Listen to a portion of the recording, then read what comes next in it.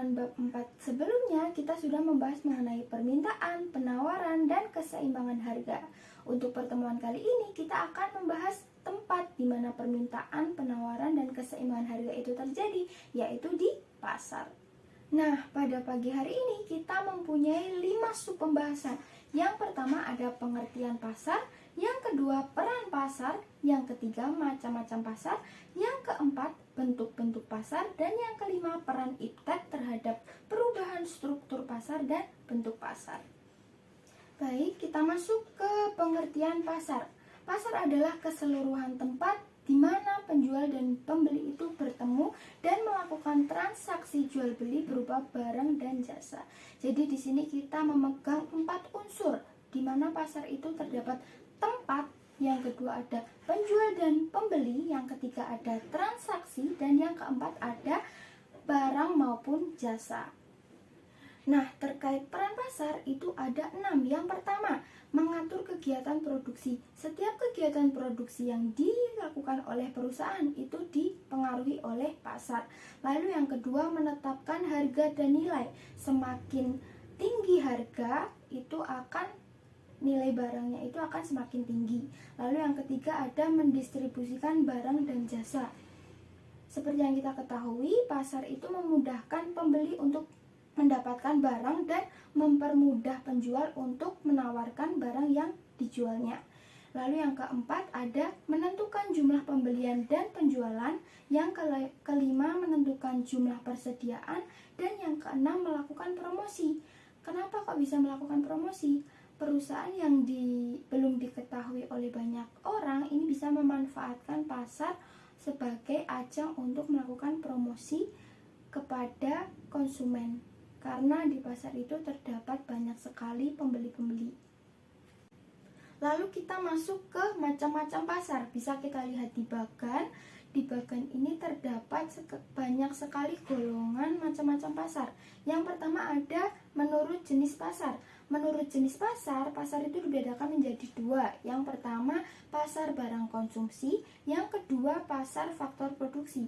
Pasar barang konsumsi itu adalah pasar yang memperjualbelikan barang-barang untuk keperluan konsumsi rumah tangga.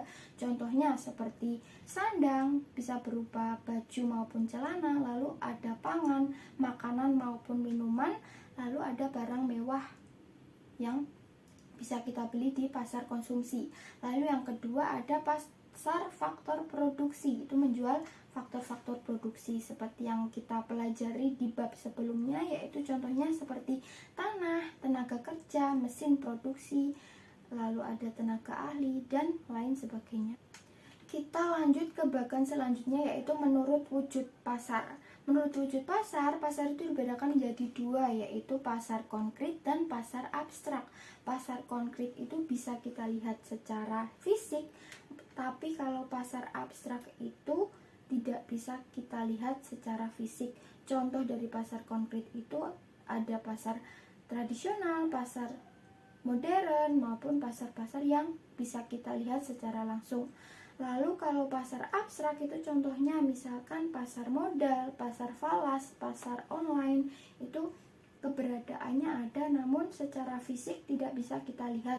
Lalu menurut barang yang dijual. Nah, terkait ini nama pasar itu dikaitkan dengan barang yang dijual di pasar tersebut. Misalkan kalau di pasar tersebut menjual ikan berarti namanya pasar ikan. Terus kalau menjual buah-buahan berarti namanya pasar buah. Seperti itu. Menurut tempat itu dinamakan sesuai dengan pasar itu berada. Misalkan kalau di Solo ada pasar Nusukan berarti tempatnya di Nusukan.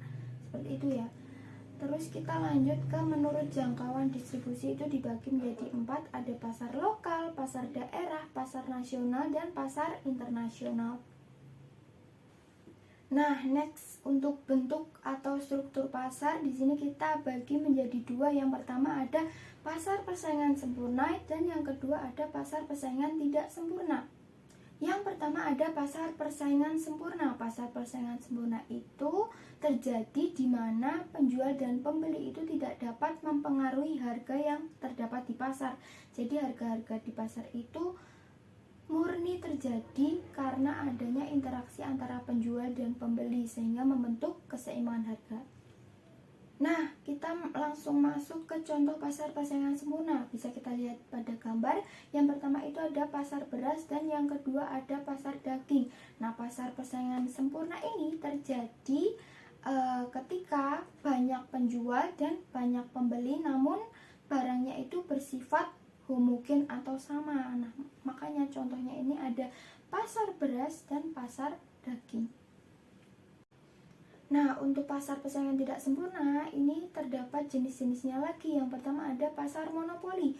Mono itu artinya satu, artinya di pasar monopoli itu hanya terdapat satu penjual saja, namun pembelinya banyak.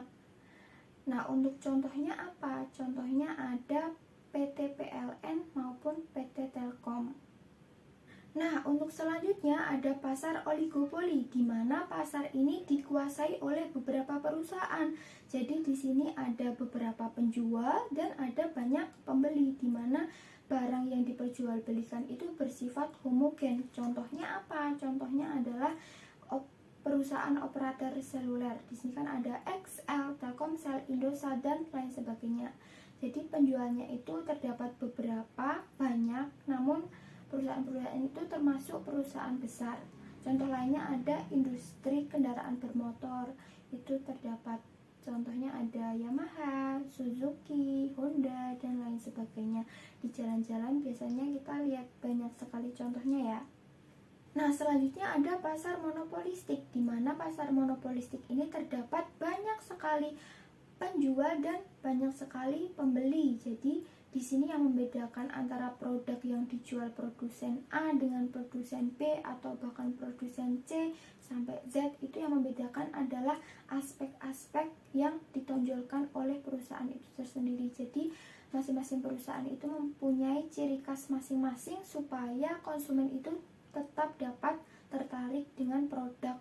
Walaupun banyak yang jual, itu konsumen tetap mau membeli. Jadi di sini itu sebagai produsen harus pintar-pintar untuk membuat inovasi terhadap produk yang dijual.